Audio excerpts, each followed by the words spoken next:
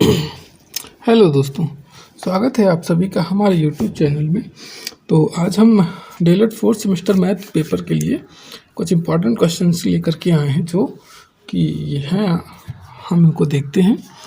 तो इसमें हमारा पहला प्रश्न दिया हुआ है 7, 6, 2, 5, 9 की माध्यिका ज्ञात करें। माध्यिका ज्ञात करें तो ज्ञात करने के लिए क्या होता है, 7, 6, 2, 5, 9 कितने पद हैं, 1, 2, 3, 4, 5, कुल 5 पद हैं। तो हम यहाँ पे फॉर्मूला हमारा लगेगा n+1/2। ये फार्मूला लगेगा, वह पद जो है ये माध्यिका होगा। तो माध्यिका के लिए हम इसको पहले आरोही क्रम में लगाएंगे। तो 2, 5, 6, 7, 9 ये आ गया। तो टोटल पद है हमारे पास 5 + 1/2 तो हो गया 6/2।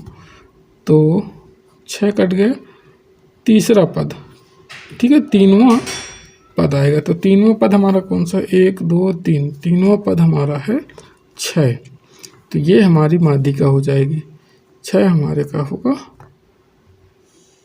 माध्यिका, ठीक है, माध्यिका हो जाएगा 6। तो इसमें ऑप्शन कौन सा दिया है, कहीं 6 ऑप्शन नहीं दिया है। तो जब ऑप्शन नहीं दिया है तो फिर कैसे होगा।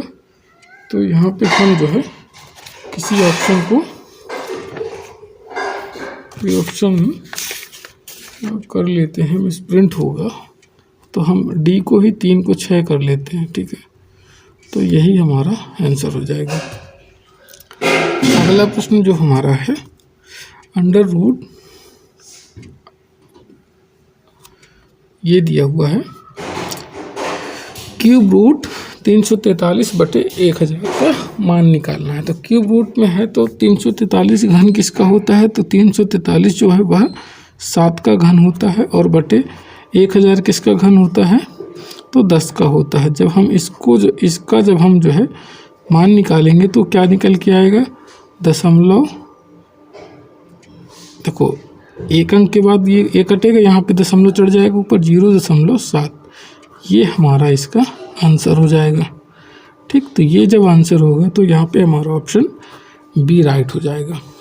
हाँ, ऑप्शन बी राइट हो गया। अगला प्रश्न हमारे पास दिया है, 3 सिक्कों को एक साथ उछालने पर संभव परिणामों की संख्या क्या होगी। तो संभव परिणामों की संख्या क्या होगी यहाँ पे हमारा, तो एक सिक्के को उछालने पर संभव परिणामों की संख्या कितनी होती है, 2 होती है एक सिक्का जब उछाला जाता है।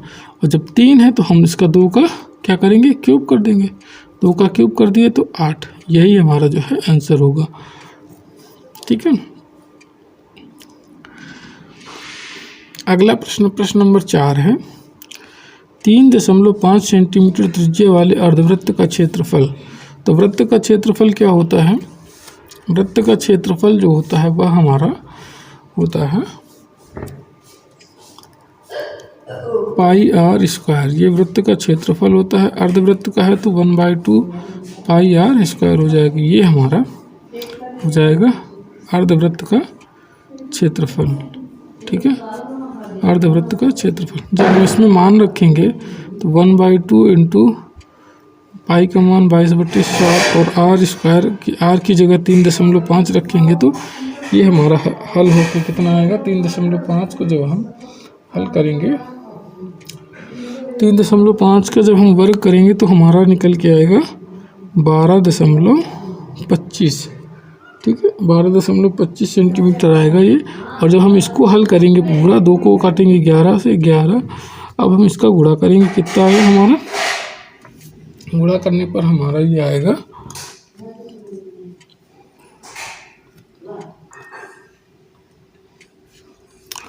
और फिर जब हम इसको हल करेंगे और आगे तो हमारा आएगा यहाँ पे निकल करके 19.25। तो ये इतना वर्ग सेंटीमीटर इसका जो है वृत्त का क्षेत्रफल हो जाएगा अर्धवृत्त का। तो यहाँ पे ऑप्शन में हमारा दिया है ऑप्शन ए। अब हमारा अगला 5वां प्रश्न है, tan 60/sec90। तो tan 60 का जो मान होता है वह हमारा कितना होता है, tan 60 का मान होता है √3 और sec90 का मान कितना होता है, sec90 का मान अपरिभाषित होता है। तो जब इसको हम रूट 3 को परिभाषित से भाग देंगे तो हमारा टोटल वैल्यू क्या आएगी, टोटल वैल्यू भी अपरिभाषित होगी, इनफाइनाइट होगी। तो यहाँ पे जब इनफाइनाइट होगा तो हमारा इसमें से ऑप्शन बी राइट हो जाएगा, इनफाइनाइट वाला। ठीक है, हाँ।